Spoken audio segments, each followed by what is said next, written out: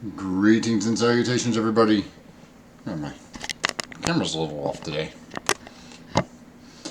We are now live here from the Blue Cheese Room on the dark side of the moon. I am the Loophole King. My name is Rick, and I will be your tour guide through some crazy and awesome things today. Assuming my ever-loving and ever-hopeful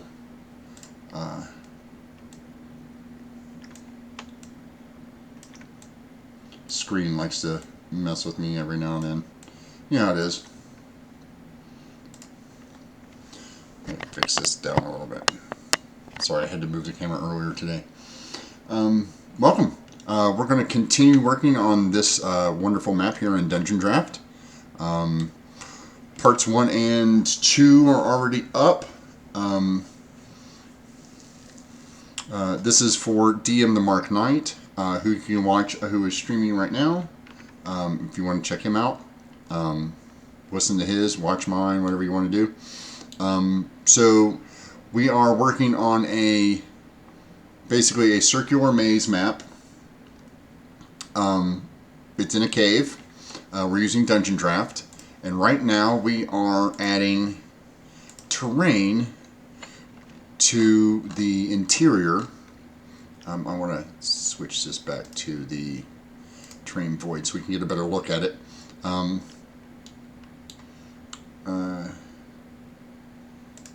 Turn the music back on for you guys. If it's too low, let me know. If it's too loud, let me know. So getting used to having it in my ear. But yeah, so with this here on the terrain brush, we can go to terrain brush, and we can select these terrains, and they are in order. And we can add more. We can just fill in the whole thing. I like to use the terrain void when I'm working because it gives me a better sense of. It just shows up better than the black, I think. So we will start that. So we're going to go back here to the terrain gravel. We're going to put this intensity back up here. So we want it just to slide right in there. Fill in all these holes. We'll get to the rest of it later. The edges and stuff. Make this a little bigger here. What you don't want is to have it go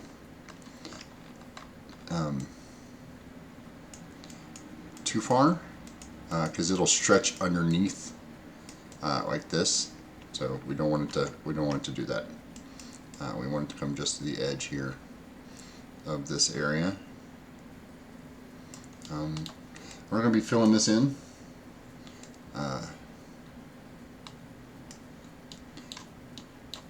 If you notice that there's black spots here,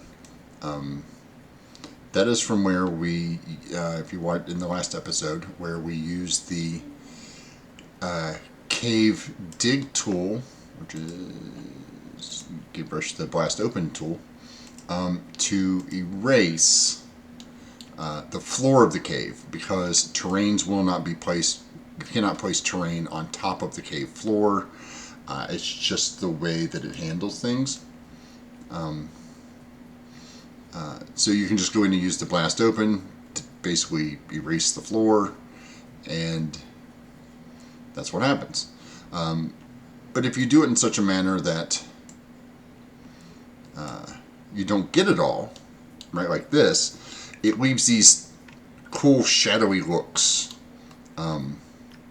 That's why I always recommend you use your, if you're going to, now you can just make a cave, make the regular cave floor any way you know, whatever texture the cave, whatever the basic textures are, which are like, you know, they're not great. It's not a great texture, but it's fine. I mean, if you're just doing a little one-shot map or something like that, you don't have to get into a lot of detail or something. That's fine.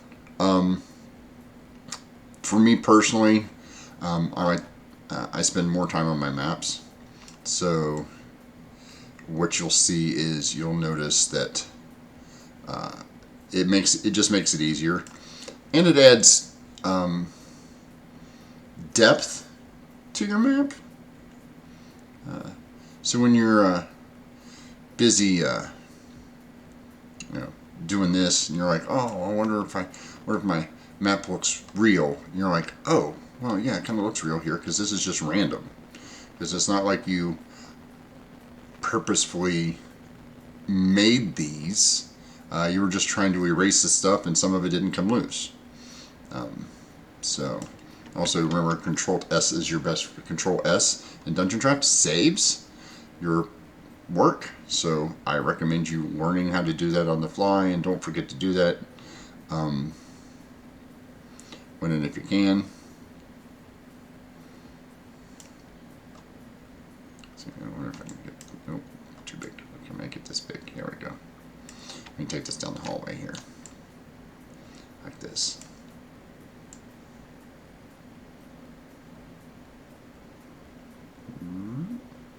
See, real easy. It just fills in. See, got a little crazy there. You don't want to shoot it out from underneath. Oops. And this process also allows you to find and repair small deviations in your walls, in case you missed a spot or it didn't fill in properly or what have you. So yeah, see, we'll fill that back in. And then we can just go back to doing what we were doing, like so. Now, while it's not necessary to get into every one of these nooks and crannies, because again, we're going to switch back to the. So I'll show you. We're going to switch this back to the black background, so it doesn't it gives extra shadow around the outside edge. I always use the black because it makes the rest of your map stand out more. Oop, wrong one. There we go. I need to click on this one.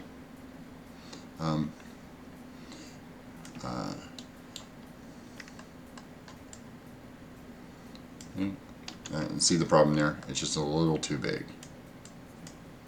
If you hold it too long.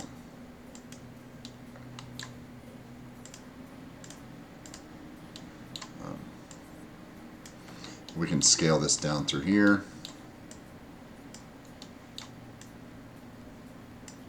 Giving us a pretty good rocky path. Zoom down in here a little bit, fill in these holes a little bit. And this is not the only texture layer we're going to put down, mind you. This is just the first of many. Like I said, I'm a big fan of making your maps look completely and totally usable, lived in. You know, your players want to see some cool stuff when they're playing. There's another section right there. It didn't get quite filled in when we were mapping.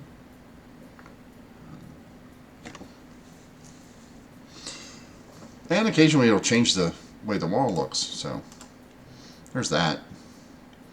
Not that it matters much, but it could if you put it too close to, if you put two walls too close together with the cave tool, it will combine them. So you have to be careful about that. But seeing how this is just like an open space anyway, not really worried about that. Why didn't this all get filled in? Maybe I used too small.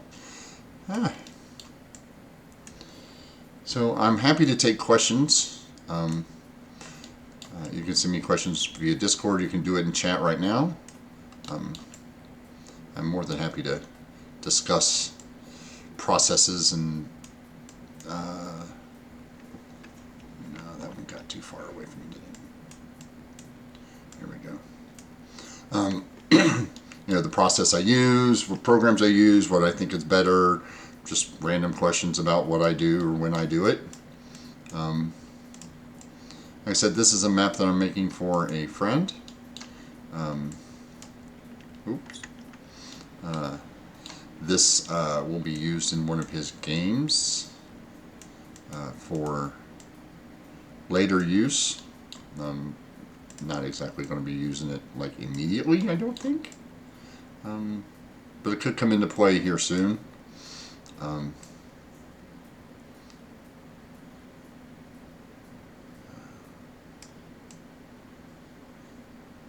I do enjoy map making. I find it relaxes me, to be honest. Yeah, here's the small cave sections. Yeah, I find it quite relaxing to just kind of you know, let my imagination go wild with, you know, planning and structures and things. That one went out that side too. I don't know how many other DMs enjoy it.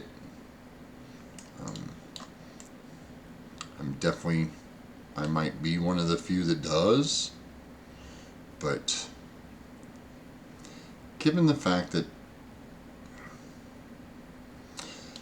for me, when I'm playing, when I'm a player, the character creation is always my favorite. Making somebody new, thinking of new ways to do things, and that kind of stuff always interests me. So it's not hard to see why. Did I miss all that? It's not hard to see why this in particular. Oh, that's too big. That one. Oops, still too big. That one more. It's not hard to see why this really kind of. I feel this. Yeah, I don't want that. So we can fill this in. I don't know why I didn't get it in last time. Oh, yes, I do. I was having technical difficulties because it's not a real stream if you don't have at least a few, right? Let me know if you like the music, if you want me to change the music or turn the music off, or if you can't hear the music, or... Oh, there's the music. If you can hear the music, if it's too loud, too soft, not appropriate for what we're doing. It's just pretzel, so not like it's... But yeah, if you have any questions, just let me know. We're going to continue to do this all the way down this hallway. Get back here, you.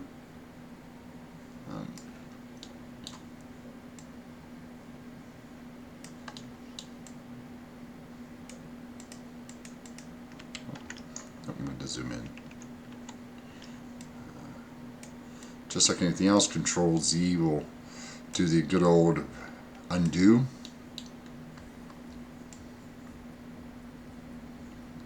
Fill in this hallway here.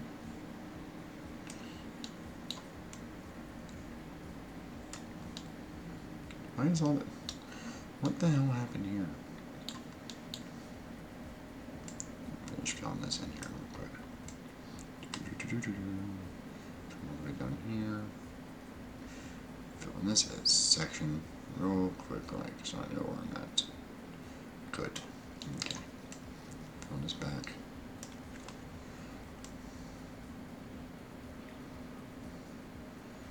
And if you like what we do here on this stream, or like what I do here on this stream, feel free to follow. You can subscribe. There's another wall we need to fix.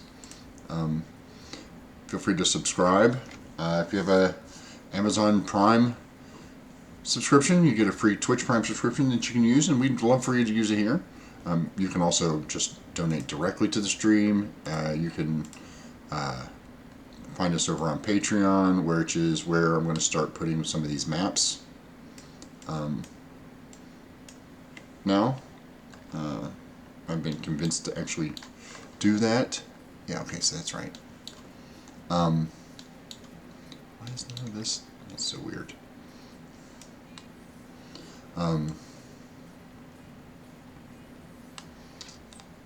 you can check us out on Twitter. All of my videos go on YouTube, which you can find all those links in the right underneath the stream window.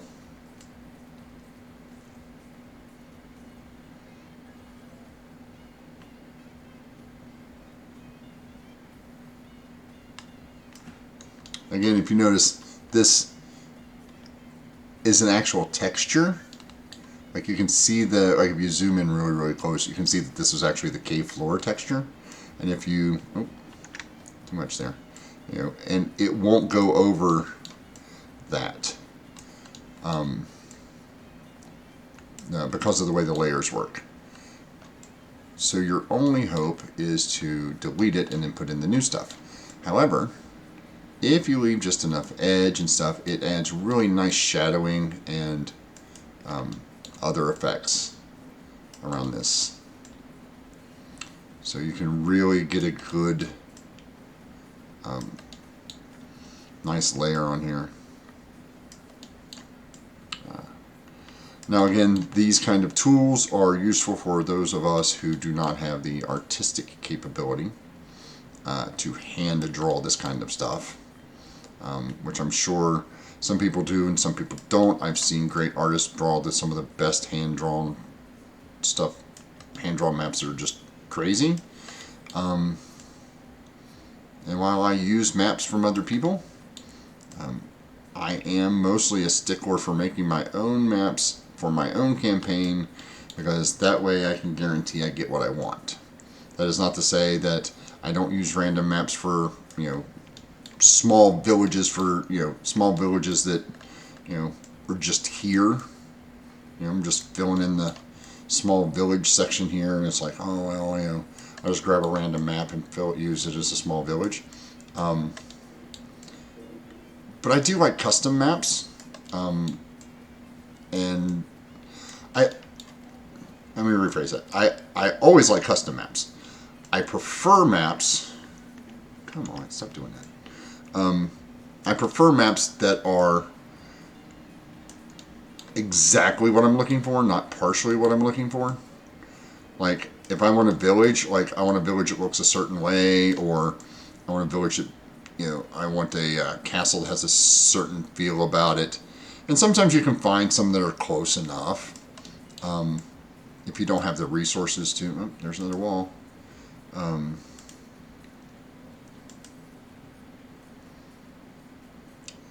Wait till it fixes it. There we go. Save. And I'm not opposed to that. Some people just don't want to waste the time, or don't want to spend the time to make their own maps.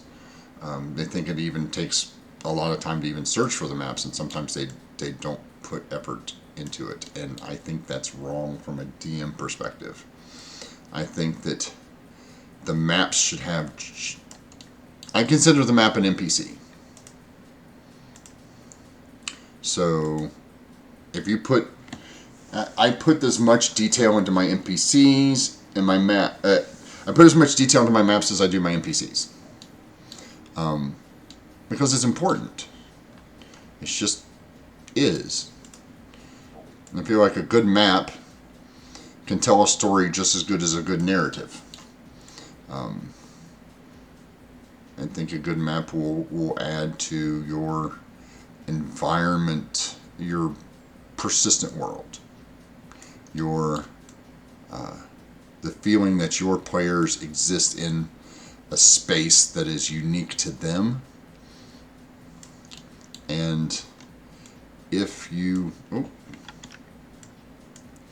and if that runs into, making a little extra work for myself, I think it's fine. I include this in my... I consider this part of my game prep, the map making portion. For me, this is game prep.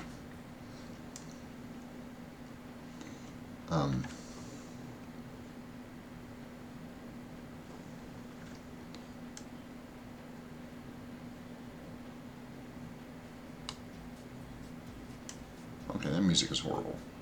I'm sorry.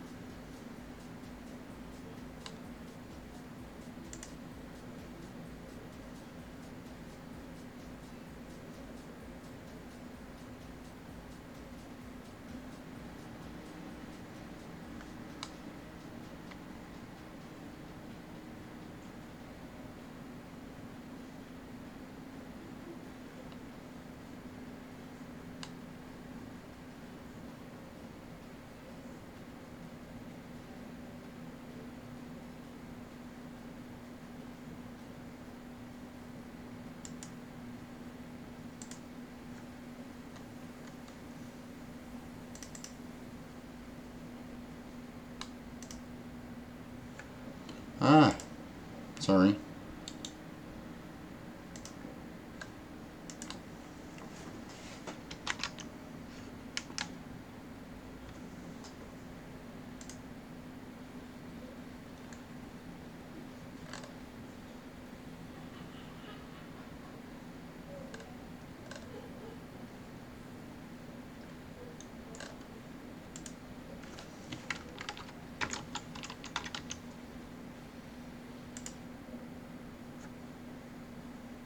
There we go. Let's get some music. Sorry about that. Just, that music was not good.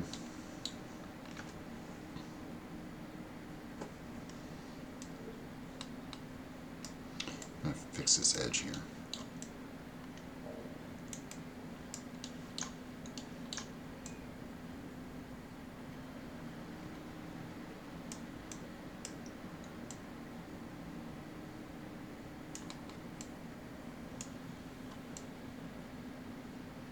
Mm-hmm.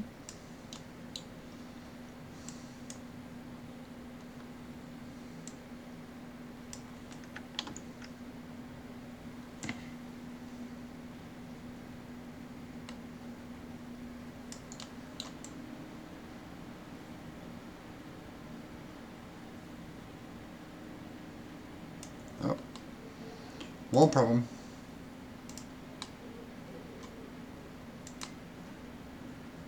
Easy to fix. Here, let me get my big head out of the way here.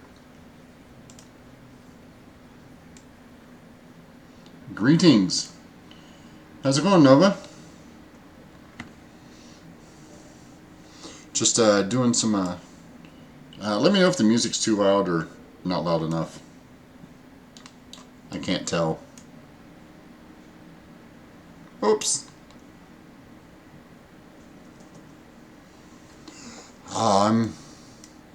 Stop doing that. I keep clicking with the wrong button. It's my own fault.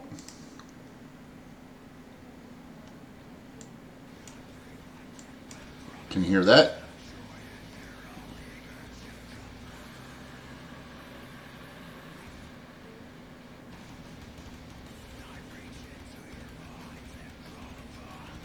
Is that better? Worse? Yeah, I don't have it up. I don't have it up very much.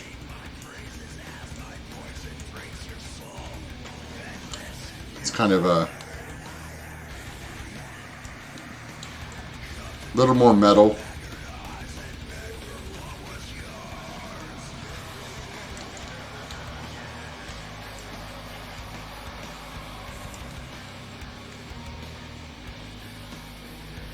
Okay, good. And there's another piece of wall I need to fix. So I'm just I'm making a map here. I'll zoom out here for you real good so you can see it in just 1 second. As soon as this, so I fix this little divot here. There we go. Divot fixed. So this is a 64 by 64 circular maze cave. I was joking with my friend the other day, who's also a DM, and he was like, I need a circular maze. So I started making this one, and then yesterday, it was like I worked on it Saturday and Sunday, and yesterday he's like, oh, sorry, he sent me something. And it was good for what I was looking for, but this I have something else planned for. I'm like, okay. So we're using Dungeon Draft. I've gone over. If you use Dungeon Draft, one of the biggest problems with Dungeon Draft. Oh, here, let me fix that whole wall there. That seems goofy. Why is that all gone here? So if you use Dungeon Draft, one of the issues is you cannot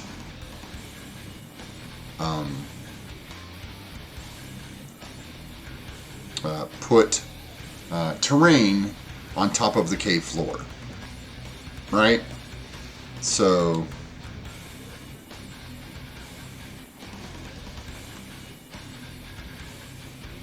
that's supposed to come in like that. Yeah. Big wall, big ass wall right here.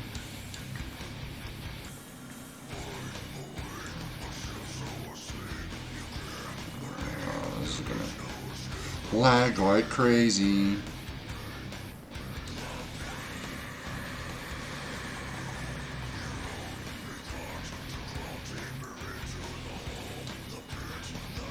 Okay. Keep up here. Fortunately for me, I have time and energy.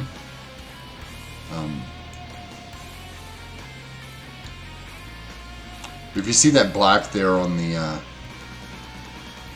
edge of the wall, that's actually the terrain. You know, we do this like this. Will that fix it? Please tell me it doesn't merge the wall, otherwise I'll be mad. That'll make me mad. It merged the wall. Okay, so we'll just Control Z and undo that.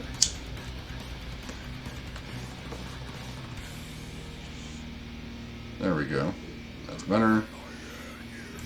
I really just want to put this in here like this, without touching. Caves can be difficult sometimes because if the cave wall gets too close to each other, they merge and then it disappears. So it's not what we want. But as I was saying, the black that you see here is the cave floor terrain. This ground color, black. The problem is the way Dungeon Draft works is it will not allow you to put terrain on top of that floor. So the trick is once you make your floor, once you make your cave, I always do mine in black, unless I'm just doing the generic like one shot or something. And then you have to take the this blast open tool over here and basically go through the center and around the edge, you know, without hitting the walls, and erase the floor. Essentially erase the floor of the cave so we can put textures down.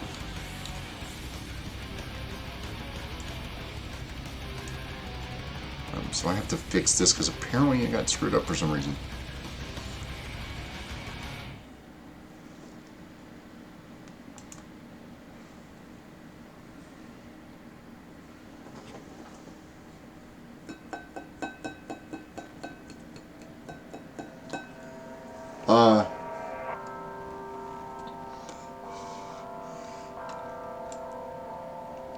That's a good question.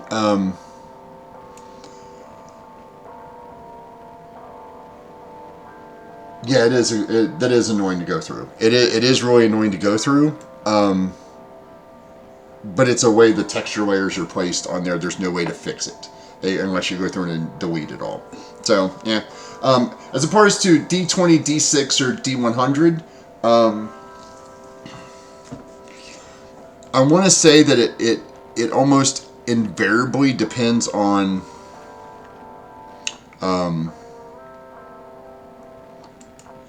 what kind of game it is. And what I mean by that is it a heavy stat-based game, such as D&D or Pathfinder, or is it more of a skill-based system like Call of Cthulhu or Star Wars, or those kinds of things? And the reason I ask that is because for me, that kind of makes a difference in what dice to use. With these stat-based systems, I prefer the D20 because it's tried and true, right? Like Pathfinder, D&D, your two biggest RPGs of all time. Like D&D is the biggest one of all time, right? You're just going to... why is that wall doing that? It's just the way it is. And it's the math works out fairly simply, right? When you do it that way. I don't like any D6 system. I think that is a... I don't care for that. I didn't like the original Star Wars version of it.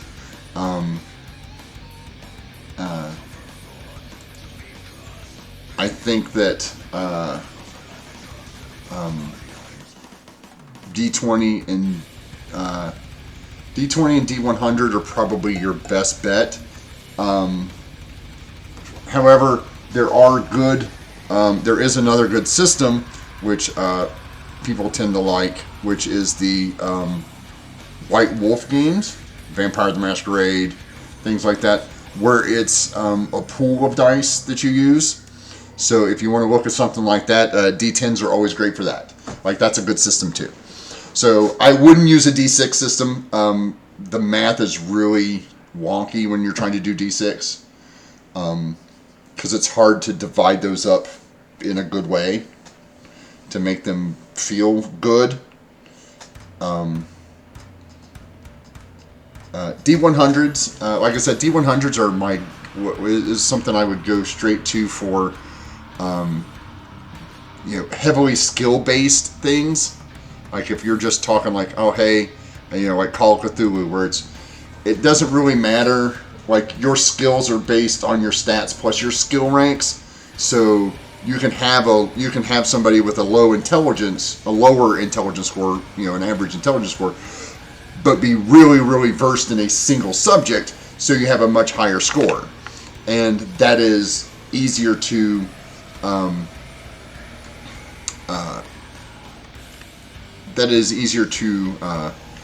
relay and get across through to the players if you do it with a percentile, right? Everybody knows what a percentile is. Everybody knows what 10% of something is. It's really easy for them to do. It's really easy for the players to pick up on. That's why D20 and D100 are the two go-tos. But again, like I said, it would determine what kind of system you're using would determine what I would use. So, if I had to pick a preference for an RPG,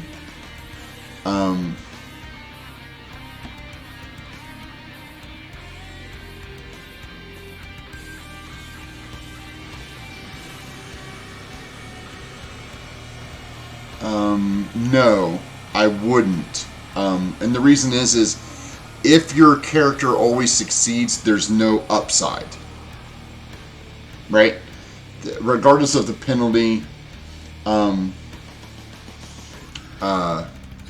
regardless of the penalty or the bonus, the fact that I can't ever fail, I can't ever waste my materials, I can't ever... Yeah, so let's say this game I want to make a sword, right? Now everybody wants to make the best sword they possibly can, but am I going to be mad if I roll and it works, I just don't get the sword that I want? Like, okay, it's a serviceable sword. All right, I'll put it on the shelf and sell it to some random adventurer. If I happen to roll really, really well and do all the things that I need to do and it turns out the way I want it, I'll keep it for myself. If you run into a spot where it never fails, then you run into that risk of your characters not caring. They won't put in the effort, right? They won't go to the extra effort to make sure everything comes out right, because they're going to succeed regardless, right? They're always going to get what they want. It may not be the best version of what they want, but if you go to buy a car and you can't afford the Maserati, but you can still afford the, Ford Focus, you still end up with a car, right? You still end up with a vehicle that will get you from point A to point B. It may not be the fast one. It may not be the nicest one. It may not have as much room as you want. But you're still going to have a car. So failure, I think... failure leads to innovation for your characters. It leads to good story moments. Think about movies. Think about a good hero movie where,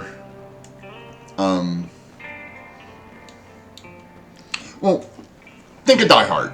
There's a great example of this. Would Die Hard still be a good movie if John McClane didn't get hurt? If he had a pair of shoes that fit, like he shoots the guy and the guy wears his exact same shoe size as he does. Every guy he kills only takes one bullet. He never runs out of ammo. He doesn't have to jump off the building because he automatically disarms it. When he sees the bad guy, he knows it's the bad guy. He doesn't have to think about it. There's no, that movie would suck badly. Nobody would watch that, right? It's just not feasible as a concept, I don't think. Now, that is not to dissuade you from trying it, because I could be 100% wrong. I'm human. I can only give you my personal opinion on it and tell you that I have been playing these kinds of games since 1981. So, I got about 38, 39, what is it? 30, yeah, this year will be 39 years worth of experience in playing RPGs of nearly every kind. So, that's just my experience. When you play with the DM who gives you everything,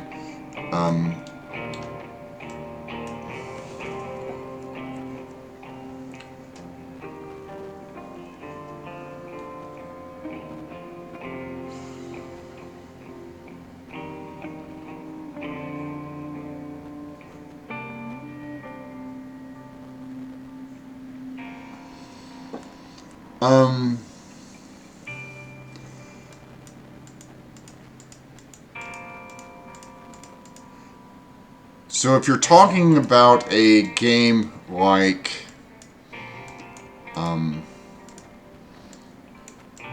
the first one that comes to mind is more like a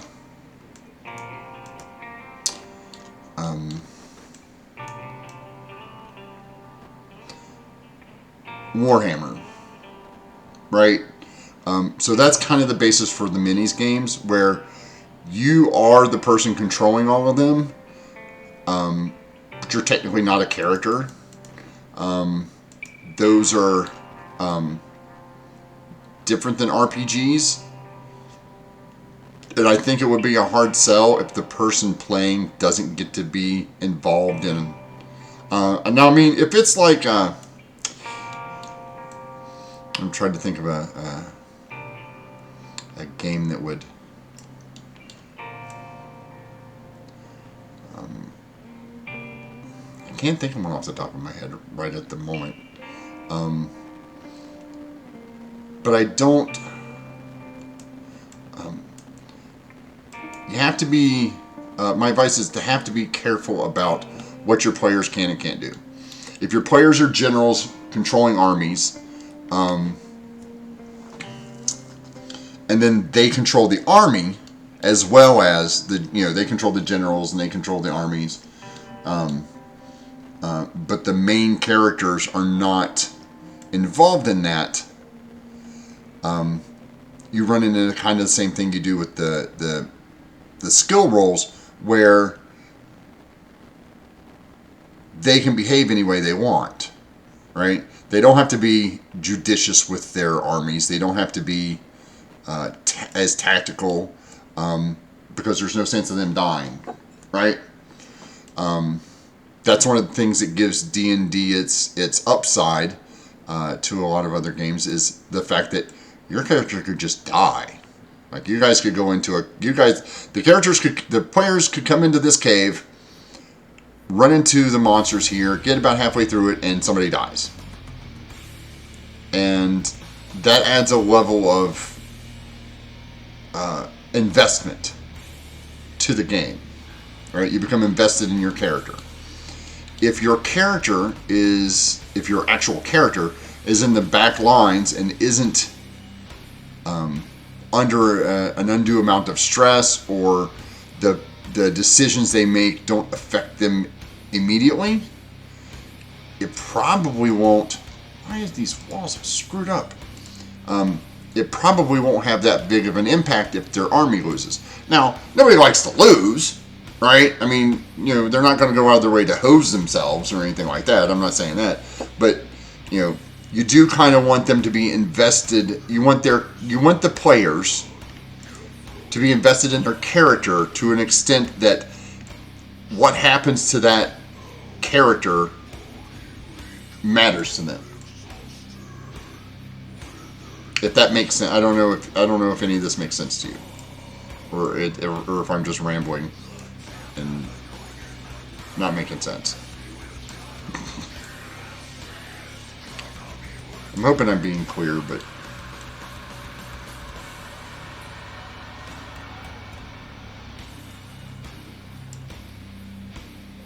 okay, thank you. Because I tend to, it makes sense to me in my head, but whether I explained it properly so that it came across as a coherent, thought process to somebody else is always something I worry about sometimes.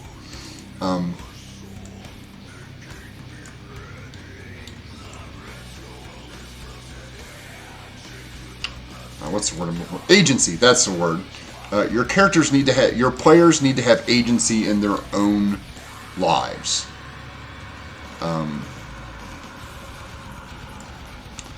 They have to have the agency to make the decision and to fail at the decision. Just because they're humans playing a person doesn't mean that the decision that they make is right or good.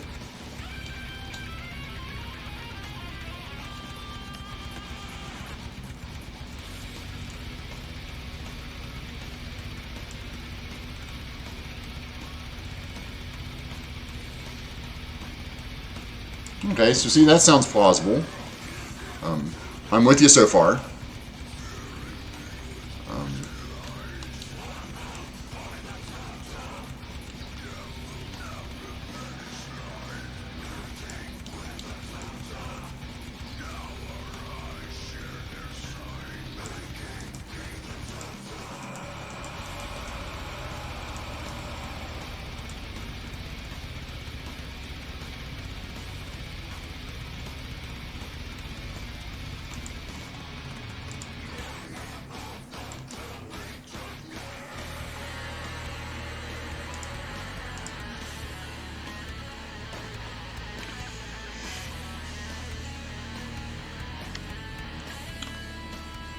Okay, so the other thing you have to take into consideration is if you're making an entirely new RPG, TTRPG,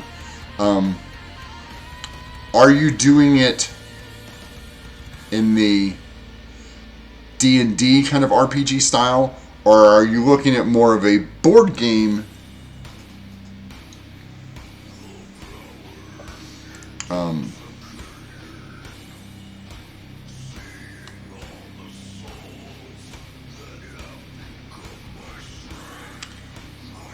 But see, that seems more of a I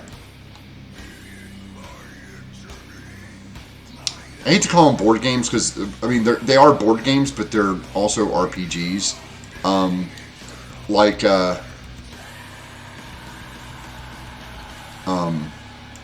what was it? There was a Dune one. There's a bunch like that. It feels like one of those resource management games, right? Where you need to manage your resources, aka your army, your supplies, your allies, in order to win the game. And if that's the case, I love those kinds of games. I'm a big fan of those, right? Catan, right? Catan is like, I guess that'd be the big go-to for that kind of stuff.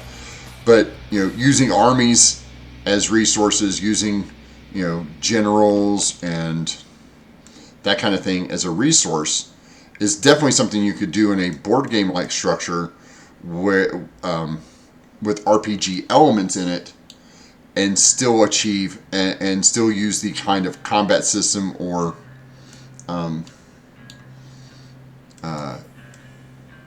like you were talking about where they always succeed, but the success is you get bonuses and penalties. That I could see in that board game style resource management where, yeah, you totally get what you want, but instead of getting you make your roll for the harvest this turn, and you always get your harvest, or you always manage to recruit. What's called recruiting. You always get to recruit your army, but your success or your dice roll determines the amount of troops you get, the kind of troops you're allowed to recruit. Like, if you roll really low, maybe you only get foot soldiers. If you roll really, really high, maybe you get some heavy cavalry, something like that. Now that I totally see in a game. I can totally see that kind of system working where the rolls, it's not about the outcome of the die per se as the whether you succeed or fail, but the degree in which you do so. And that makes much more sense to me in one of those kind of games. And like I said, there are plenty of games that add that kind of RPG feel to the resources. So yeah, that would be my that's my thought on it. I mean, I think that would be a really nice like resource game.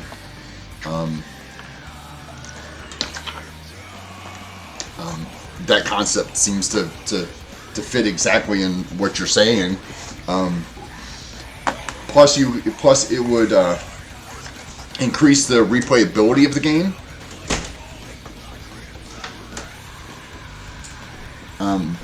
To an extent that every person each different faction is laid out of your 8 factions. Every person sits down and plays a faction, and then next time you play, everybody plays a different faction. So that faction gets played in a different way.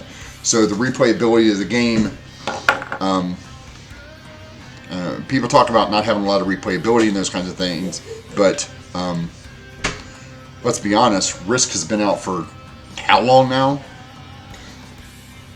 Hello, guys. Miss M here. You guys still working on this? Yeah, I'm still working on this. This is a huge map.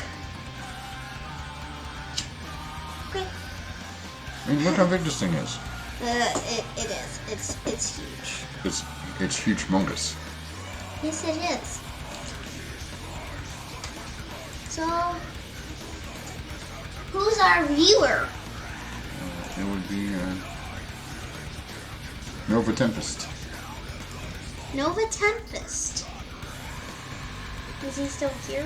I do not know. I've been talking to him. He's been asking me questions.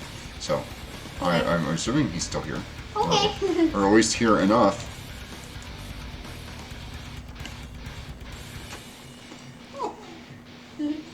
Oh, you're totally welcome.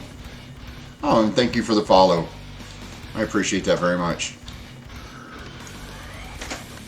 We're doing a couple giveaways for followers and subscribers. And if we hit 200 followers, we're giving away a complete block of D&D minis. And when we hit 50 subscribers, we are going to, those subscribers will get a chance to win a hard copy of the Player's Handbook, the DMG, and the Monster Manual.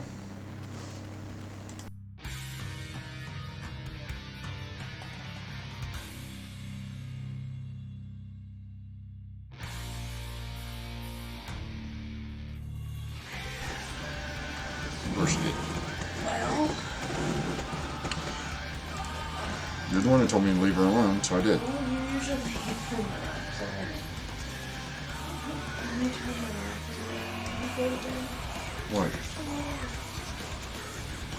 man. Yes, please. See? No, don't nibble. Just lick. Don't nibble.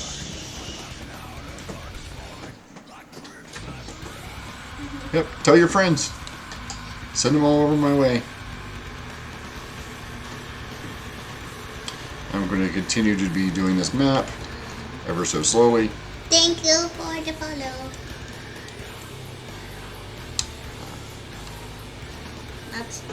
I really like that texture. Yeah, I do too. It's not the only thing I'm putting in here though, but I mean this is just the base floor. Yeah, but it's still a cool Yeah. little texture. It looks much better when I turn off the big blue background, the space background. Can I see it so far? Without the Yes, let me save real quick. Okay. And we'll turn on the big black background. Oh yeah, that is much cooler. See?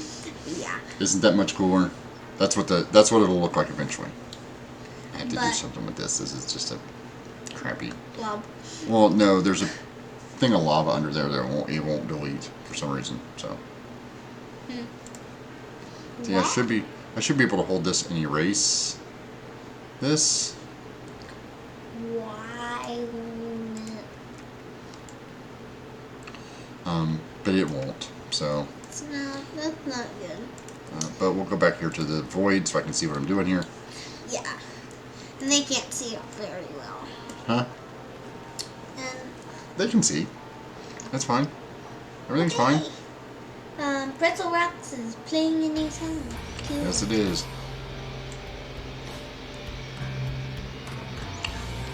Well, I'll let you get back to this. Well, thank you very much. Thank you, Novat Tempest, again for the follow. Say good night now. Good night. Love you, dear. Gonna see my mate today. And say night to the dog. Nene. That's what sleep is. Nene. I might go start that thingy again. What thing? Oh, shoot. What? You going downstairs? No. I forgot to pull the hamburger out of the freezer for tomorrow night.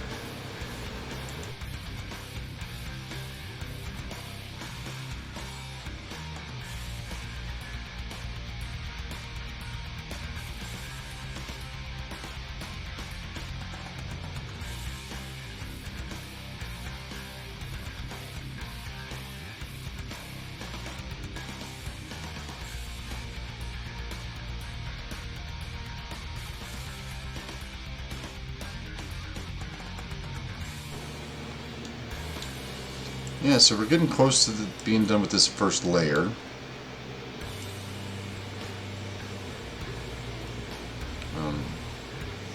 And while we could completely just leave this as is, it's not exactly. There's another hole in the wall.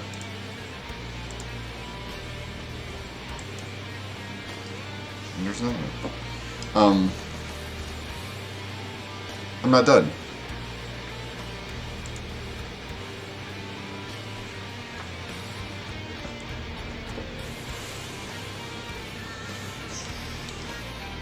Let's get back over here to the terrain brush. Back to what we were doing. Follow this in. Little secret tunnel. Takes you to the actual end of the map.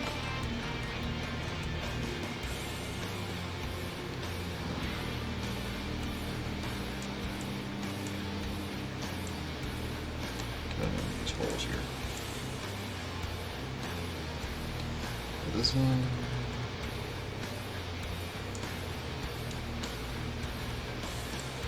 This through there. Okay, that was good.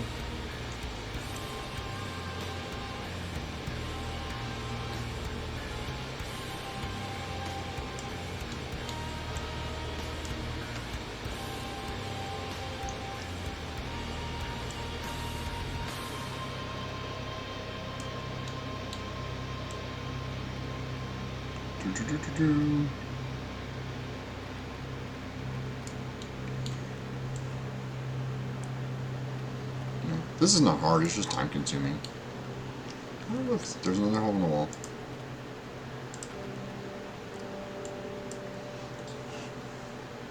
Our character should not have vision to the outside.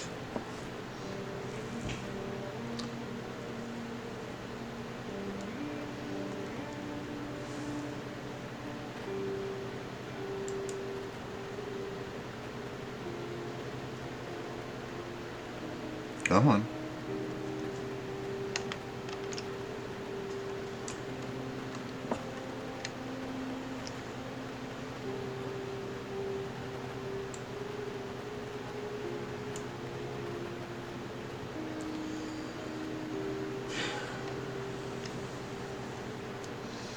The lag is real.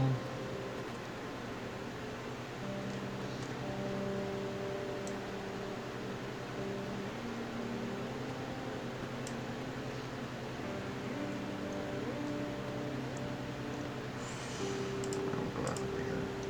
Do some more of this.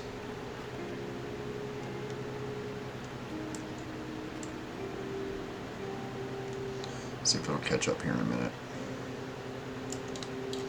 Sometimes it takes a few minutes to render everything. It has a tendency to kind of not sometimes for some reason.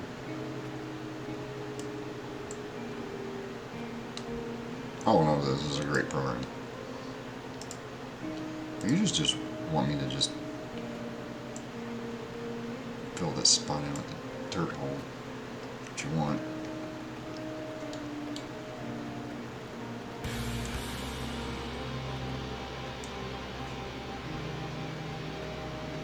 There. Now I can get back to it.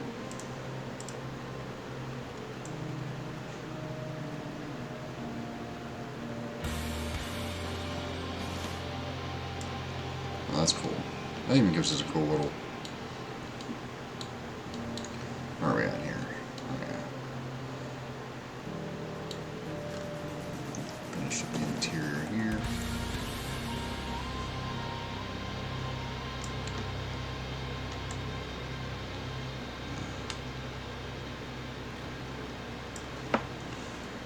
And this also helps give you a delineation from when you're doing maps like this that have multiple walls and stuff to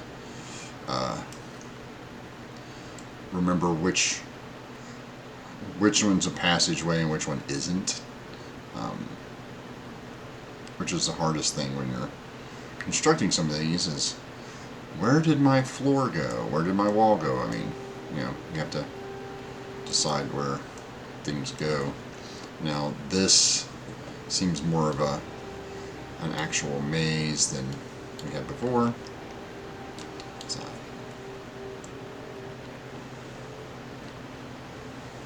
just here. Oop.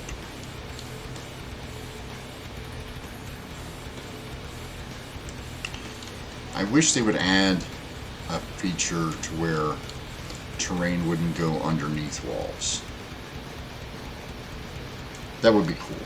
That would be something I would like. Then this way I could just haphazardly draw down this hallway instead of having to worry about drawing texture outside. Right?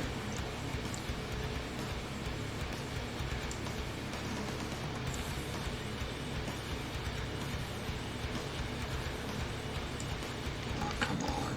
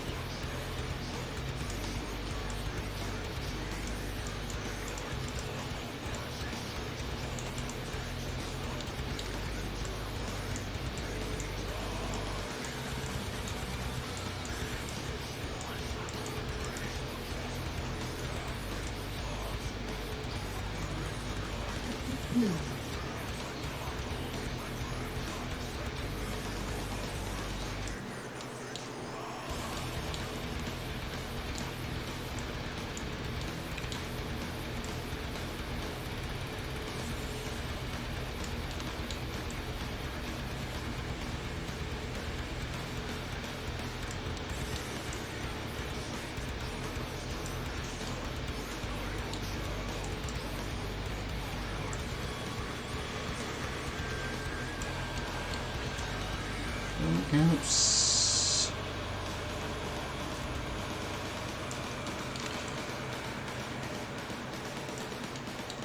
Like I said, you don't have to get perfect along these edges, but you know.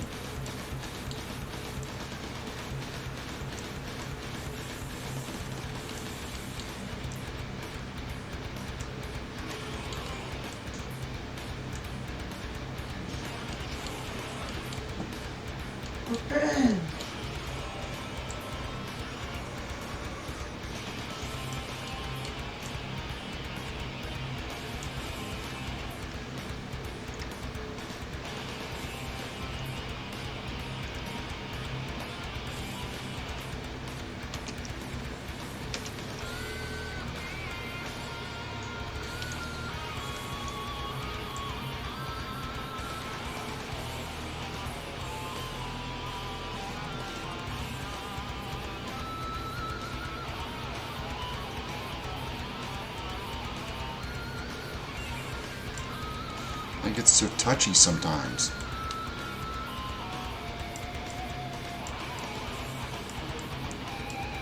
So you gotta remember to do in smaller grooves here.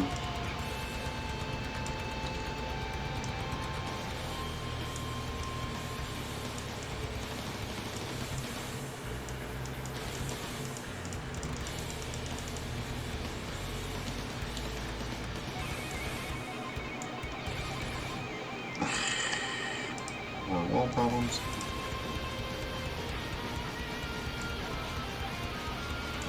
Plus is in there.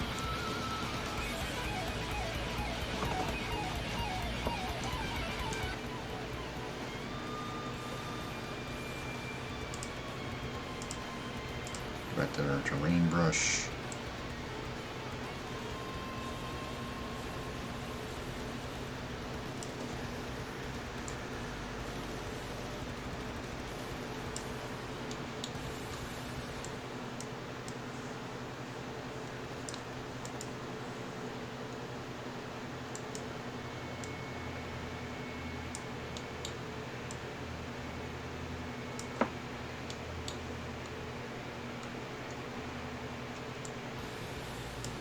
Oh, too big.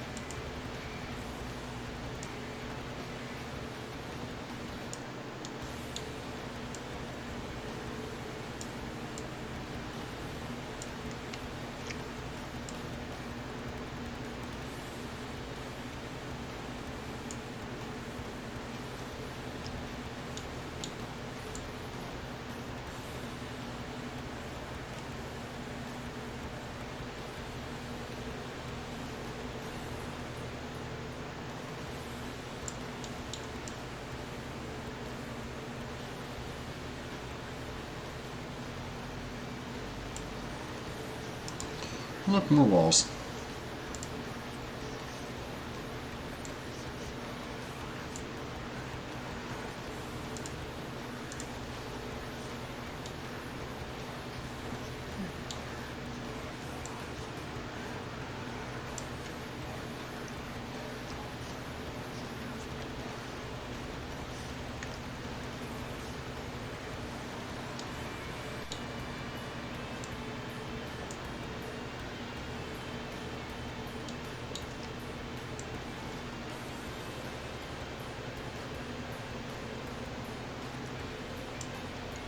Suppose you can do that again, really.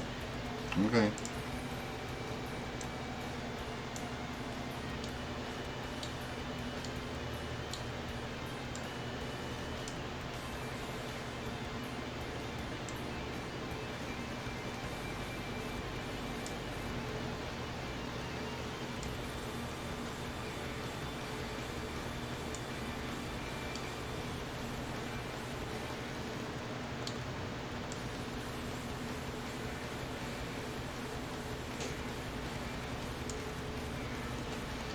We'll just fix that way.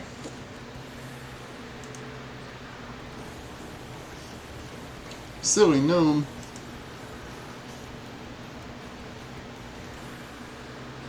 We're just doing a little touch up here. Before I go back to doing layers and layers and layers. Fix that, fix that.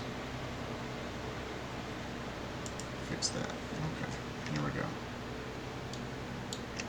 Now we'll go back to our textures. Our terrains, actually.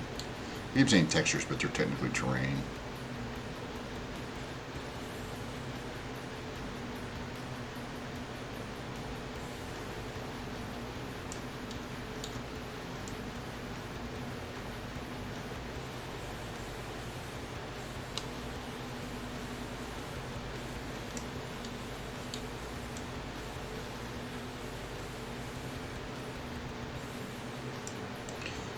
This map is going to be so nice. I'm going to be jealous of the players that actually get to play in it. And the DM that gets to run it, because I'm not going to be running this one. Weird.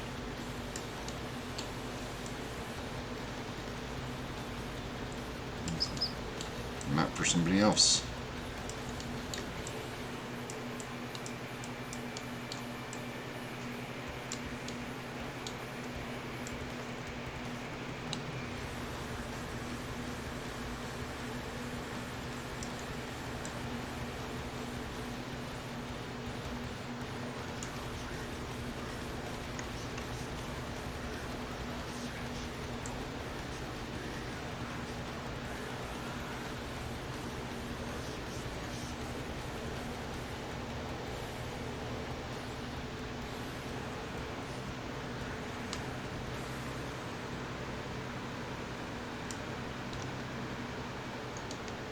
One last section to do.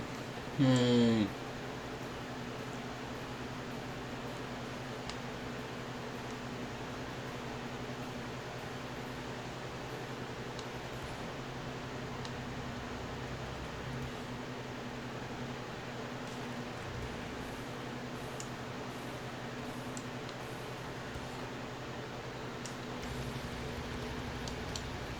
Alright, I think that's everywhere. Sweet. Control S to save our work here. And then we go back and put this back on black to see what it looks like when they look at it. Awesome. Then we're going to go to material. And we are going to put a crevice here. I think. Do we put a crevice here? Fill it for gas. That's grass, not gas. Is that more grass? Yeah, it's more grass. This is more grass, yeah. All the grasses. I can find all the grasses. There we go. That's better. I don't think that's quite what we want here. What do we want here? Dungeon void tile? Yeah, that's...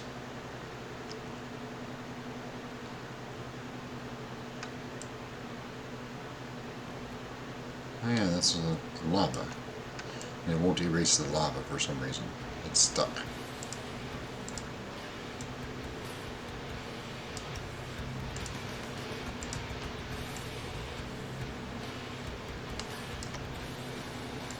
Like, I'm not sure why it won't erase this.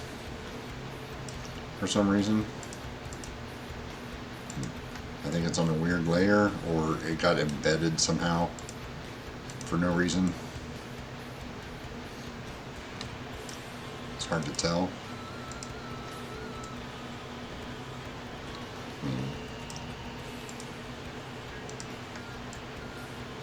That's all the layers that I have.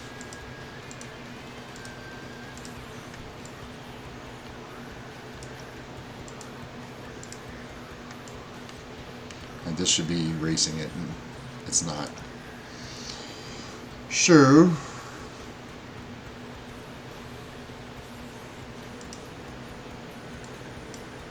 oh, that's not what I want there. That's not so.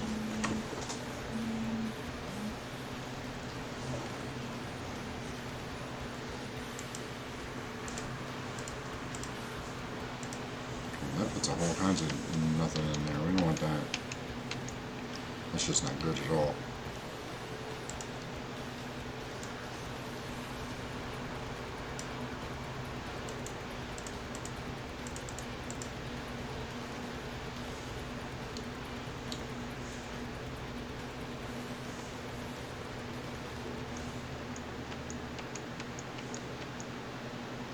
Also not what I'm looking for.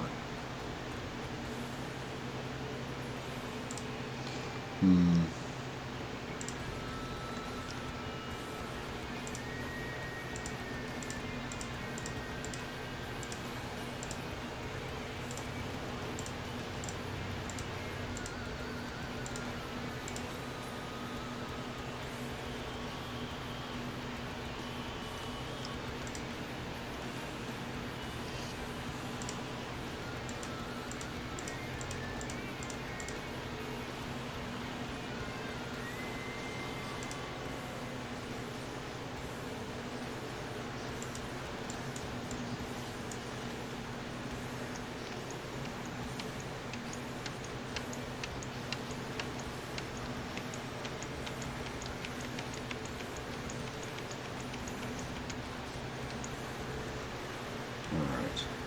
Let us do this instead. Let us look at...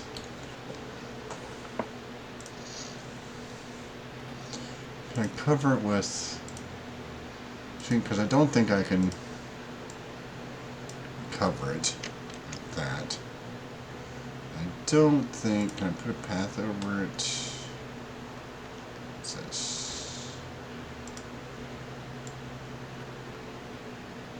I can. That just looks bad, though. I don't want that.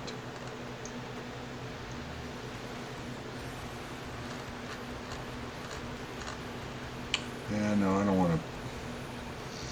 I won't put a path over it. Yeah, water. Oh, objects. Let's find a rock. Find a big rock. That's a big rock.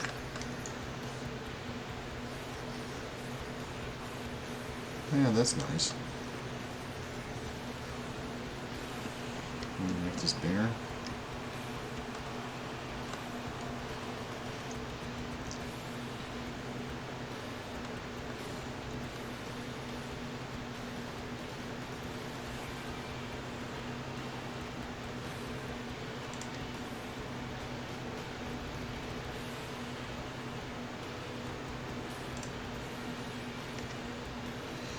Problem is I can't color that the right way.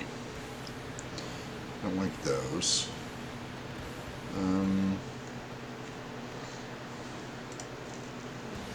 Dungeon traps. No. No, that stuff's all over.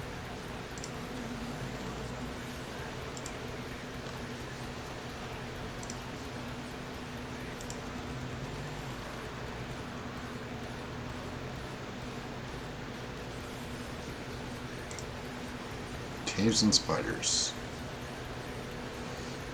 custom color. Let's call it. Let's pick the same color as this. Oh, stop doing that.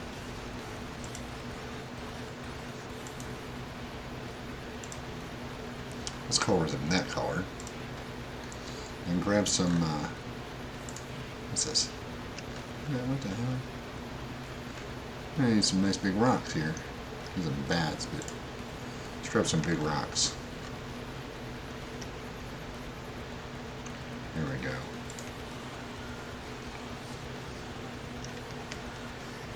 Alright.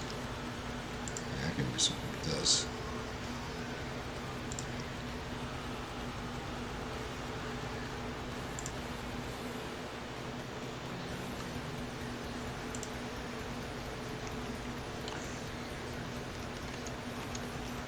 Yeah, I want this one facing like this. That's right. Then we put this one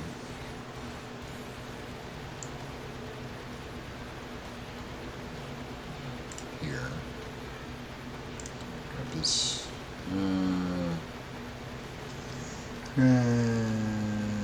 This big rock here, like this. Just sit down next to it. Put another one here. Oh yeah, that's a nice big one.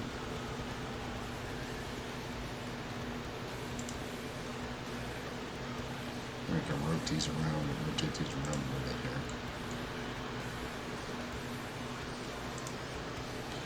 Fill this in with all these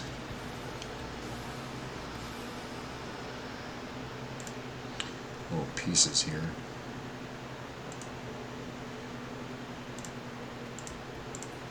Watch this. I'll show you a cool trick here.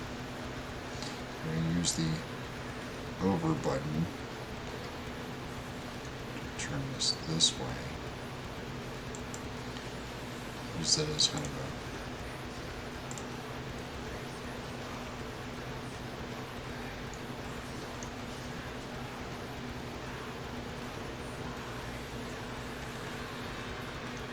scale this down so I'm sticking it here. So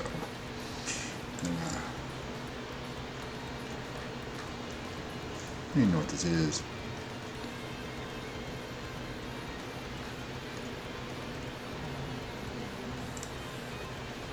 Nope, same one.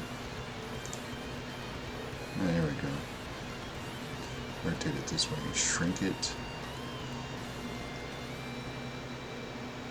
Like this. Let's shrink it some more. Spin it. Shrink some more. So you fit like this and hide your true self. Like so. I can grab this one again, make it really big, beat it this way, sit there. This one will go like that.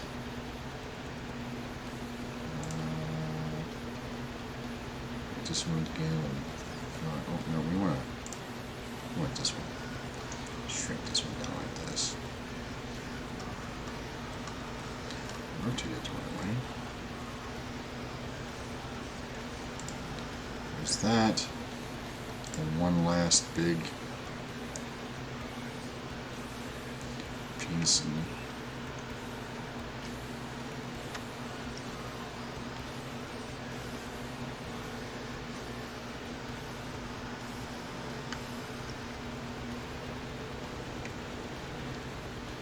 And there we go.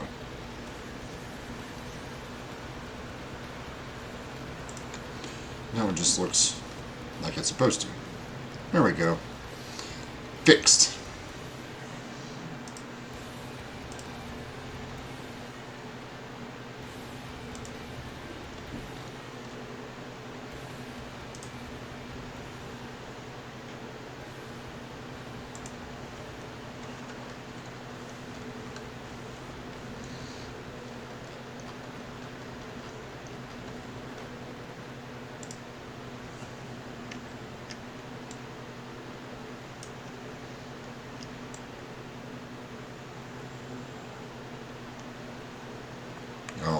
look at that.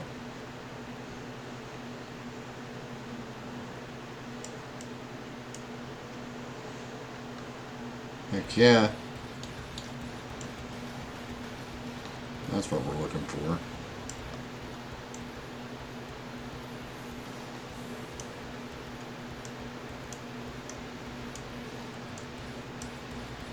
No, I don't want it to do that.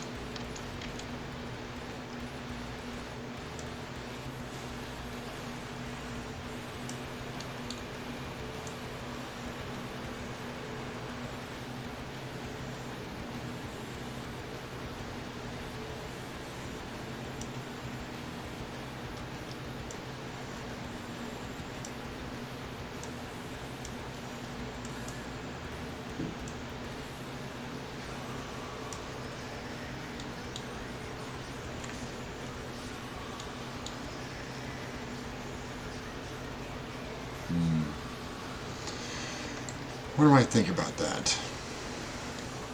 What do you guys think about that?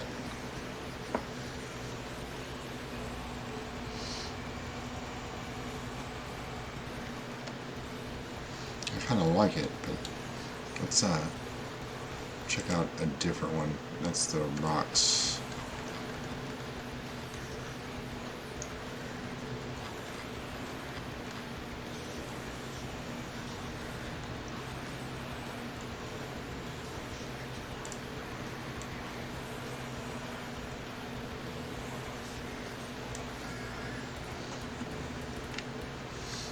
Is that better? No, that's just garbage. Yeah.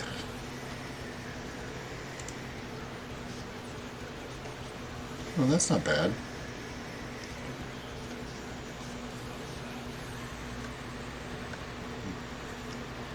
I don't think that's quite right. Which one is that? It's A. This is B. Ooh, B is better. I like B better. We'll see about that one. Dark limestone.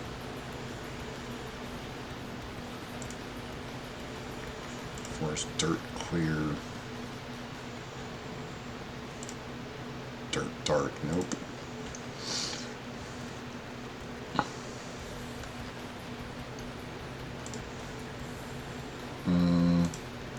Could be, but not quite, I don't think.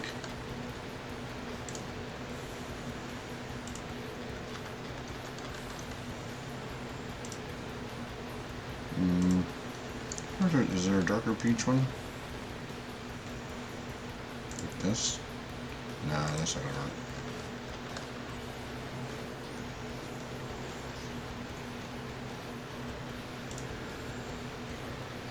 Nope, that's not gonna work either.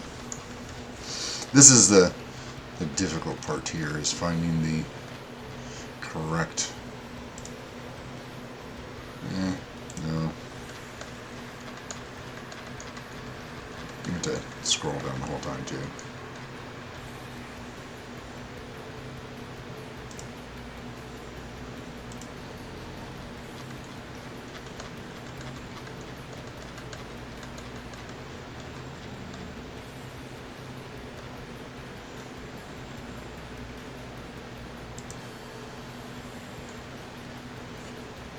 What's that do? I think it gives it more of a dirty feel too.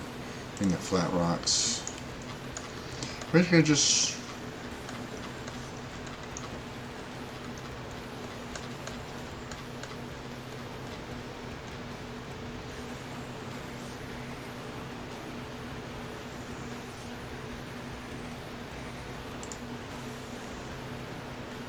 Ooh. I can get with that.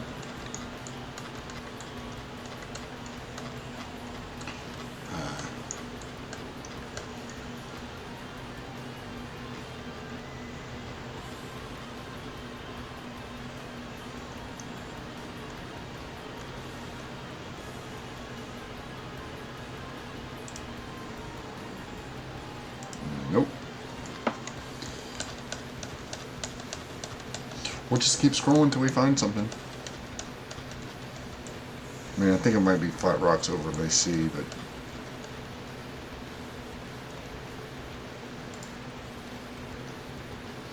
oh, I could definitely, I could definitely see that.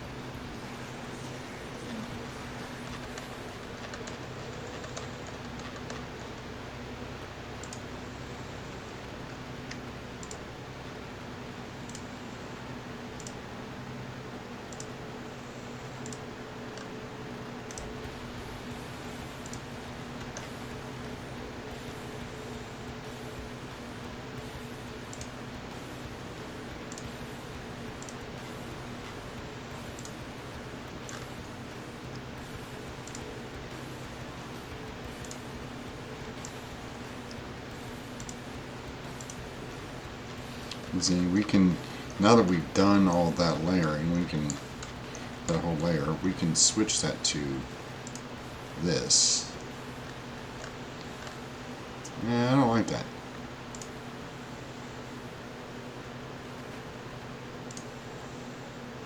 Nope.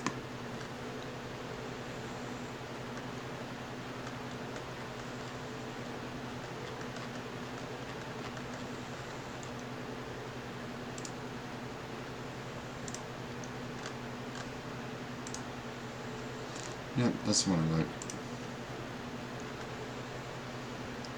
And this one needs to be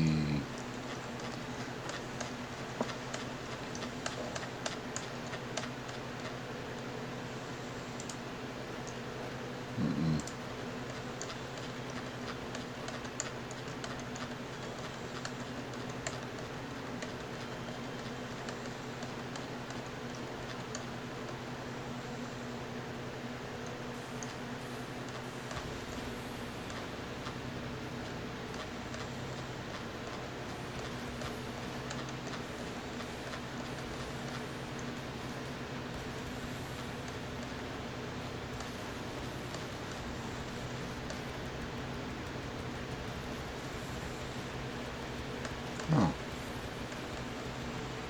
slime. Yeah, I guess.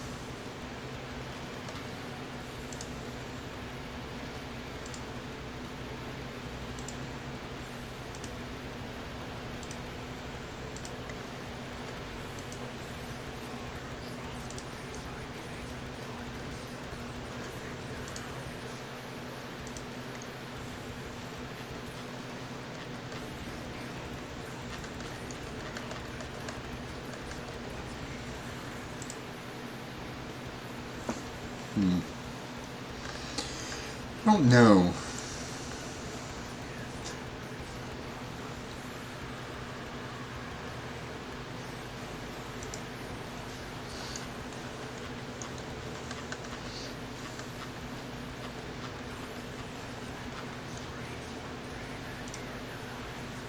No.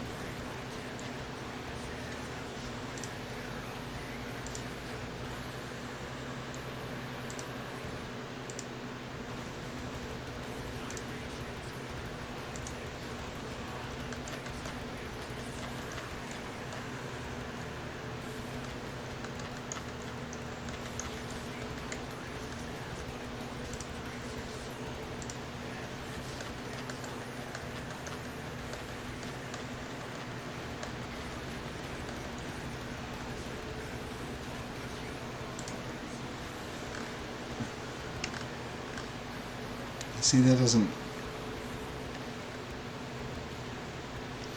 have the same feel.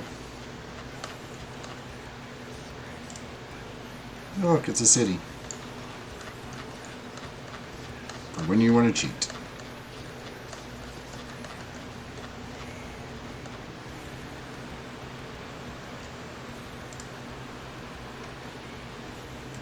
It's too bright, I think. I can't change the color in that. Oh, wait, no.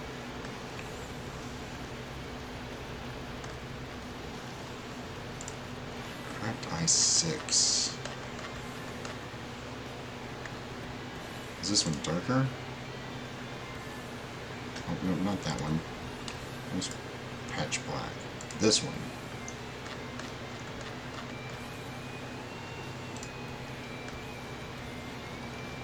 It's 1 or 4.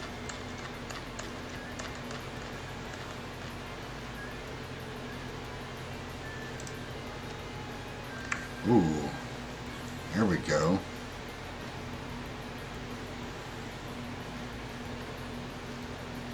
Problem is that really shows up on the extra stuff, doesn't it? Eek.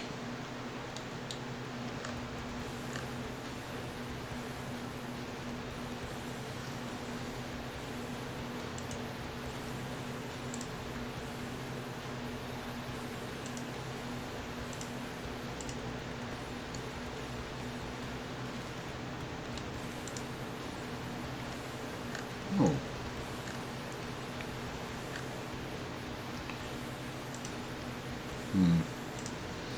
Wait, that's the terrain void? No.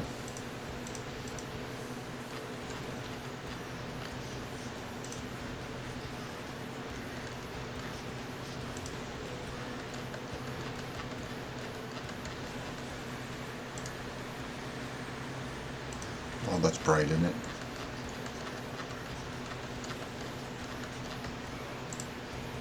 Oh, there we go. That's nice underdark flooring in it. I wonder, is it too late to change the color of my walls? Make them... Oh, here we go.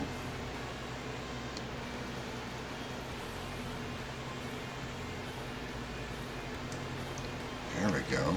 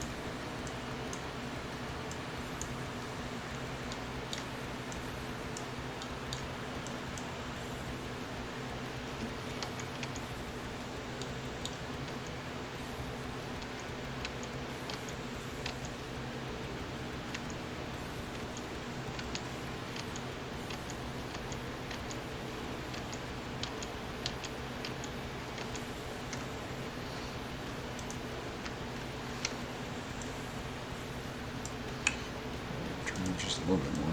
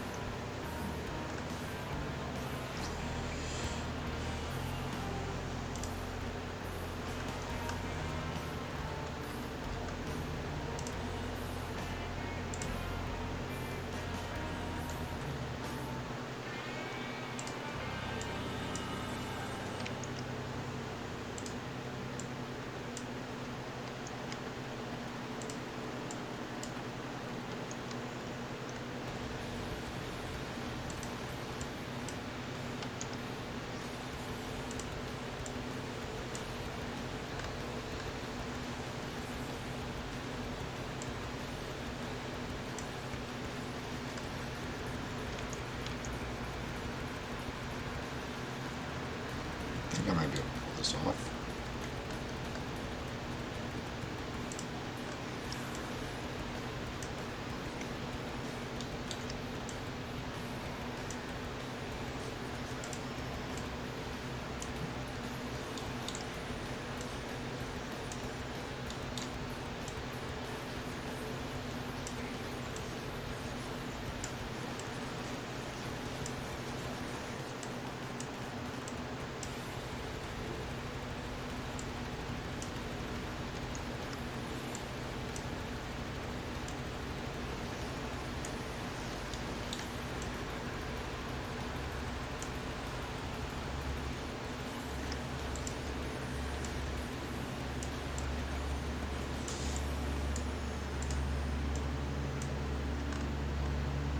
Oh yeah, that's much better.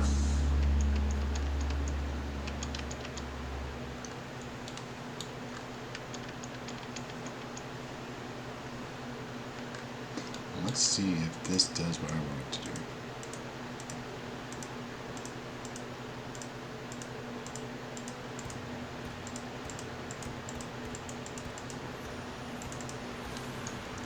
Heck yeah.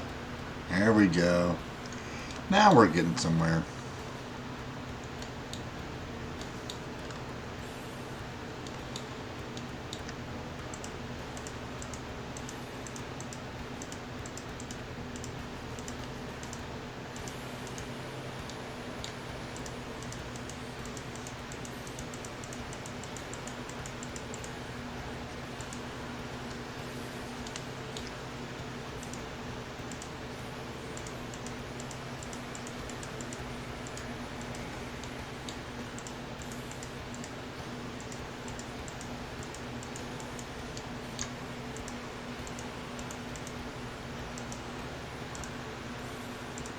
Nope, sorry. Cannot intersect upon itself.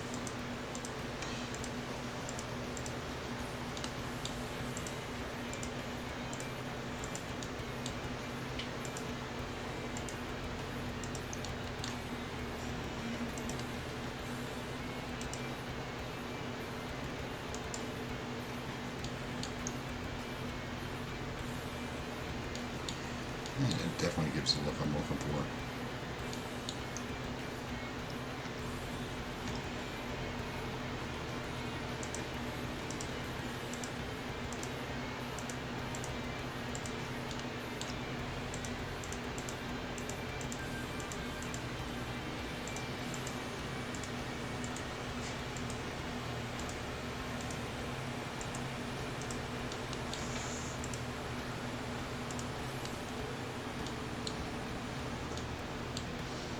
This is nice.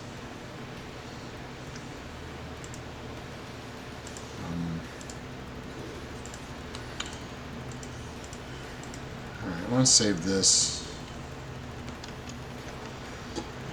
Thanks everybody for coming out. And we'll check you guys out later. Come back and see me tomorrow.